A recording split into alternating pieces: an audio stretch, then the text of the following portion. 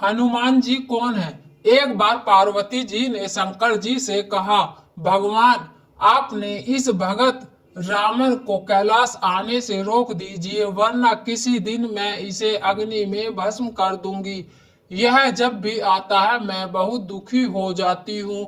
यह बात मुझे बिल्कुल भी पसंद नहीं है। आप इसे समझा दीजिए, यह कैलाश में प्रवेश न करे। शिव जी जानते थे कि दर्शन करने के लिए आ गया था महादेव। आखिर महादेव ने उसे समझाना शुरू किया, देखो रावण, तुम्हारा यहाँ आना पार्वती को बिल्कुल भी पसंद नहीं है, इसलिए तुम यहाँ पर मत आया करो। महादेव, यह आप कह रहे हैं, आप ही ने तो मुझे किसी भी समय आपके दर्शन के लिए कैलाश पर्वत पर आने का वरदान दिया है, और अब आप ही अपने वरदान को वापस ले रहे हैं। ऐसी बात नहीं है रावण, लेकिन तुम्हारे क्रियाकल्पना से पार्वती परेशान रहती है, और किसी दिन उसने तुम्हें श्राप दे दिया तो मैं भी कुछ नहीं कर पाऊंगा। इसलिए बेहतर यही है कि तुम यहाँ पर मत आया करो। फिर आपका वरदान तो झूठा हो गया।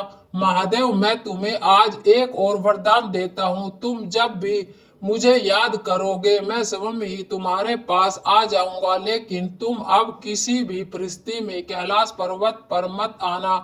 अब तुम यहाँ से जाओ।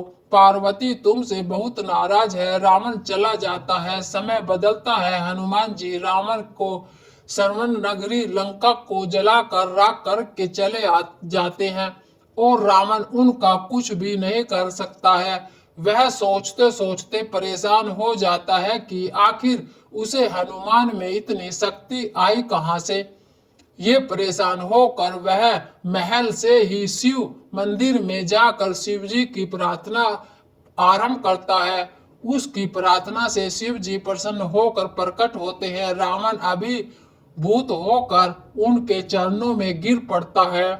कहो दशानन, कैसे हो? शिव जी पूछते हैं। आप अंतर्यामी हैं महादेव, सब कुछ जानते हैं। प्रभु, एक अकेले बंदर ने मेरी लंका को और मेरे दर्प को भी जलाकर राख कर दिया है। मैं जानना चाहता हूँ कि यह बंदर जिसका नाम हनुमान है आखिर कौन है? और प्रभु, उसकी पूंछ तो और भी ज्यादा शक्तिशाली थी। जिस तरह सहजता से मेरी लंका जला दिया, मुझे बताइए कि यह हनुमान कौन है? शिव जी मुस्कुराते हुए रावण की बात सुनते रहते हैं और फिर बताते हैं कि रावण, यह हनुमान और कोई नहीं, मेरा ही रूप अवतार है। विष्णु ने यह जब निश्चय किया कि वह पृथ्वी पर अवतार लेंगे और माता लक्ष्मी भी साथ ही अवतरित होंगी, तो मेरी इच्छा हुई कि मैं भी उनकी लीलाओं का साक्षी बनूं। और जब मैं अपना यह निश्चय पार्वती को बताया तो वह हट कर बैठी कि मैं भी साथ ही रहूंगी, लेकिन यह समझ नहीं आया कि उसे इस लीला में किस तरह भागीदार बनाया जाए।